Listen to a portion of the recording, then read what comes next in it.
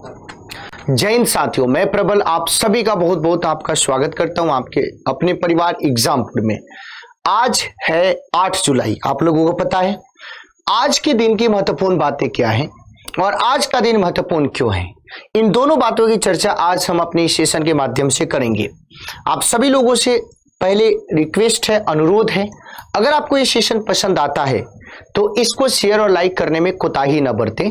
जितना ज्यादा प्यार देंगे उतना ही ज्यादा हमारे अंदर भी विश्वास आएगा कि आप लोगों के लिए और ज्यादा और बेहतर इतने कम समय में आपके लिए कितना अच्छा मैं कर सकता हूं वो जरूर करने का मैं प्रयास करूंगा। अब यहाँ पे आज कौन सा डेट है आप लोगों को पता है, आज है 8 जुलाई। अब हम इस 8 जुलाई की बातों को एक एक करके समझेंगे। उससे पहले दो बात मैं आपको कर देना चाहता हूं कि जो भी एग्जामपुर डिफेंस वॉरियर के जितने भी हमारे स्टूडेंट्स हैं उन लोगों के लिए कि आप लोगों के लिए संडे को अजय बेनीवाल सर लेके आ रहे हैं जबरदस्त मैथ्स की मैराथन।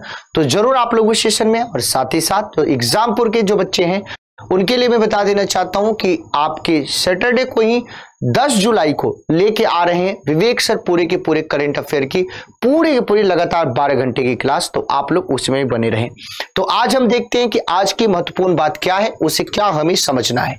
तो सबसे पहली बात कि अगर मेहनत आदत बन जाए तो कामयाबी मुकद्दर बन जाती है।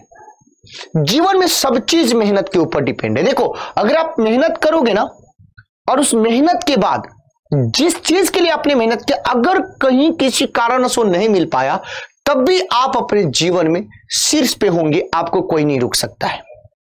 मेहनती इंसान सही दिशा में सही गाइडेंस में अगर करे तो उसको सफलता निश्चित मिलती है। इसको आप लोग जरूर याद रखेंगे, थकेंगे नहीं।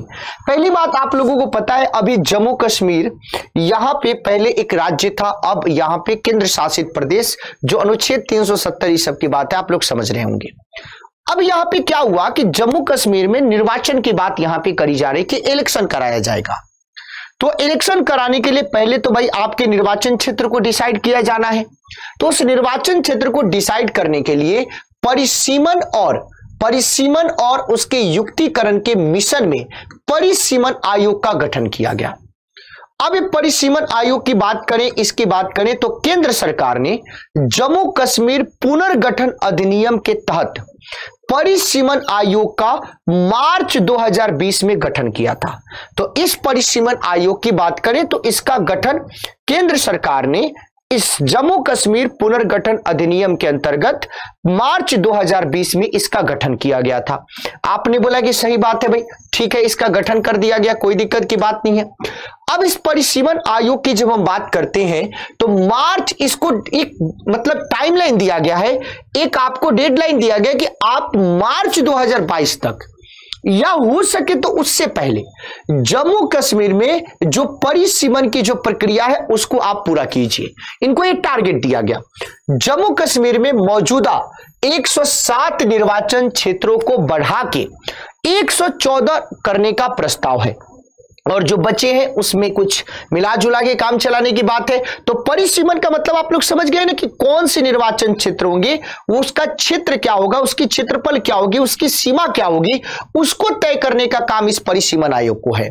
और अभी जम्मू कश्मीर में 107 निर्वाचन क्षेत्र है, लेकिन जम्मू कश्मीर के पुनर्गठन और केंद्र शासित प्रदेश के रूप में अब यहां पे कहीं ना कहीं 114 निर्वाचन क्षेत्र बढ़ा के करने का आपका प्रस्ताव है। और इस परिसीमन आयोग की जो जम्मू कश्मीर के लिए बनाया गया है उसकी अध्यक्ष कौन है ये आपके पेपर में आ सकता है। तो ये आपकी सेवानिवृत्त रिटायर्ड जस्टिस, नाम क्या है, रंजना देसाई। तो रंजना देसाई अभी आपके जम्मू कश्मीर के दौरे पे है, वहां पे अलग अलग पार्टियों के साथ वो बातचीत कर रही है और कोई मिल रहा है कोई नहीं मिल पा रहा है। पेपर में आप पीडीपी के जो बयान है उसको भी आप लोग देख रहे हैं। तो ये आपके रंजना देसाई के नेतृत्व में जम्मू कश्मीर में परिसीमन के ऊपर बात हो रही है जिसका समय सीमा मार्च 2022 है। दूसरी बात आप लोग समझिए, पब्लिक इंटरप्राइजेस के बारे में आप लोग जानते होंगे, लोक उद्यम विभाग। ये लोक उद्यम विभाग पहले जो था ये किसका, भारी उद्योग मंत्रालय का हिस्सा था, लेकिन अब ये चेंज हो गया। अब इस विभाग को वित्त मंत्रालय का हिस्सा बना दिया गया है। तो पब्लिक इंटरप्राइजेस पहले हेवी इंडस्ट्री मिनिस्ट्री का आपका था, लेकिन अब किस विभाग के अंदर? वित्त मंत्रालय, फाइनेंस मिनिस्ट्री के अंदर आ गया है। इससे फायदा क्या होगा कि पब्लिक इंटरप्राइजेस को सरकारी कंपनियों के विनिवेश में तेजी लाने के लिए, सरकारी कंपनियों के विनिवेश में तेजी लाने के लिए वित्त मंत्रालय के अधीन अब पब्लिक इंटरप्राइजेस को कर दिया गया, जो पहले भारी उद्योग मंत्रालय के। तो आपके पेपर में क्वेश्चन पूछ सकता है कि पब्लिक इंटरप्राइजेस पहले किसके अंतर्गत था? तो भारी उद्योग। अब किसके अंतर्गत है? वित्त मंत्रालय के अधीन। अब ये क्यों काम किया गया? तो इसके चलते सरकारी कंपनियों के विनिवेश में हम तेजी ला सकते, इसके लिए काम किया गया।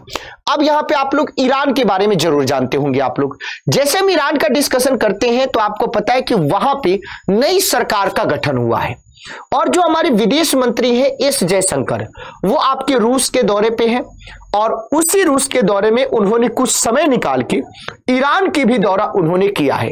ईरान के जो नए सरकार का जो गठन हुआ है उसमें जो राष्ट्रपति बने हैं उनका नाम क्या? इब्राहिम रईसी। जो नए विदेश मंत्री है आपके ईरान के, उसका नाम क्या? जावेद जारिफ। और जो भारत के विदेश मंत्री है नाम क्या? एस जयशंकर। ठीक है भाई, चलो ये एस जयशंकर रूस से अपनी यात्रा के दौरान ही कुछ समय निकाल के ईरान में भी गए। अब यहां पे क्या हुआ है कि इस बात को समझिए, एक नोट ध्यान रखने की जरूरत है कि भारत पहला देश हो गया है जिसने ईरान में सत्ता परिवर्तन के बाद अपने विदेश मंत्री को नए राष्ट्रपति से मिलने के लिए भेजा है। अब आपके अंदर क्वेश्चन होगा कि देखो भाई कि ये भारत का ये दौरा या भारत के विदेश मंत्री का दौरा ईरान में अभी के समय में, अभी वहां पे अशांति का दौर है और नई सरकार, नई सत्ता का आपका गठन हुआ है, इसके मायने क्या निकाला जाए? तो तालिबान जो अशांति है, तालिबान जो विवाद है, जिस तरीके से तालिबान का जो आपका हस्तक्षेप बढ़ते जा रहा है और भारत उसके विरोध में है, उसके संदर्भ में आपको देखा जा सकता है ये बैठक और ये मुलाकात। कारण क्या है? अब आप बोलोगे कि ईरान को क्यों भाई, ईरान से हम लोग क्यों मिलजुल रहे हैं, ईरान से क्यों हम लोग बातचीत कर रहे हैं? तो कारण ये है कि अफगानिस्तान को ईरान के चाबाहार पोर्ट, जो चाबाहार बंदरगाह, ये हमारी बहुत ही महत्वाकांक्षी योजना है। उस चाबाहार बंदरगाह से अफगानिस्तान को ईरान के चाबाहार बंदरगाह से जोड़ने के लिए एक बड़ी योजना पर काम कर रहा है भारत। अगर वहां तालिबान सत्ता पर काबिज हो जाता है तो इस योजना में रुकावट आ सकती है। इसके लिए भारत ईरान के साथ, अफगानिस्तान के साथ, और अफगानिस्तान से तो भारत ने अपनी सैनिक और अपना जो वहां पे दल है उसको भी बुलाने से मना कर दिया है। उसके बारे में भी डिस्कशन करेंगे। तो इस परिप्रेक्ष्य में बहुत ही महत्वपूर्ण आपका ये मीटिंग और ये मुलाकात आपका हो सकता है। आपने बोला कि ठीक है, अब यहां पे देखो भाई, आज के समय में कोई सुरक्षित नहीं है। आपने बोला कि क्यों भैया सुरक्षित नहीं है?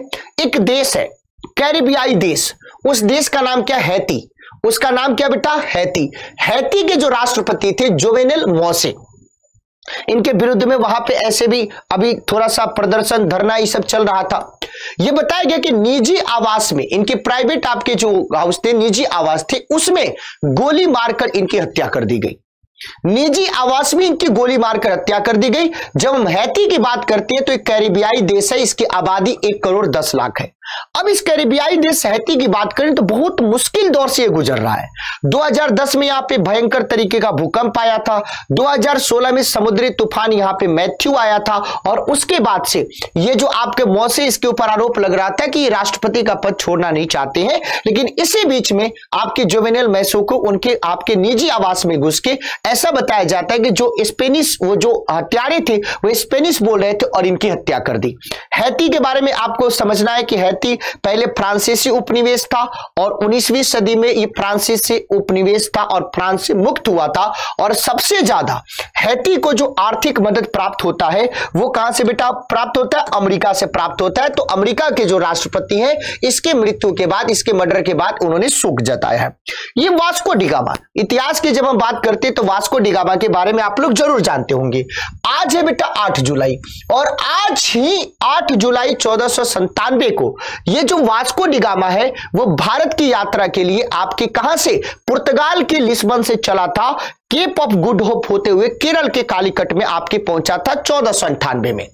उसके साथ बताया जाता है उसके साथ 4 जहाजों में 170 नाविकों का दल आया था, लेकिन जब ये वापस गया था तो वापस लौटने के दौरान मात्र 55 लोग 2 जहाजों संग लिस्बन पहुंच सके थे, यानी बहुत सारे लोगों की दुर्घटना में आपकी मृत्यु हो चुकी थी किसी कारणवश।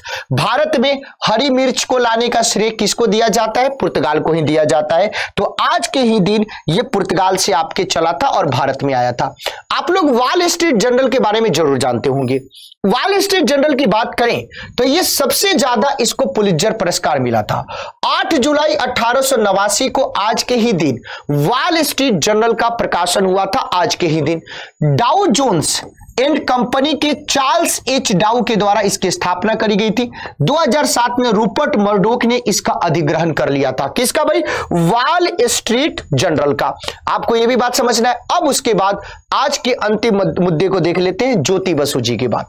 ज्योति बसु की बात करें तो आपको पता है कि किस तरीके से भारत के प्रधानमंत्री बनते बनते ये रह गए। पश्चिम बंगाल में लगभग 23 सालों तक ये मुख्यमंत्री पद पे रहे। 1977 से 8 जुलाई को यानी आज के ही दिन 1914 में कोलकाता में इनका जन्म हुआ था और 17 जनवरी 2010 को इनका निधन हुआ था। गृह मंत्री भी आपके रहे थे।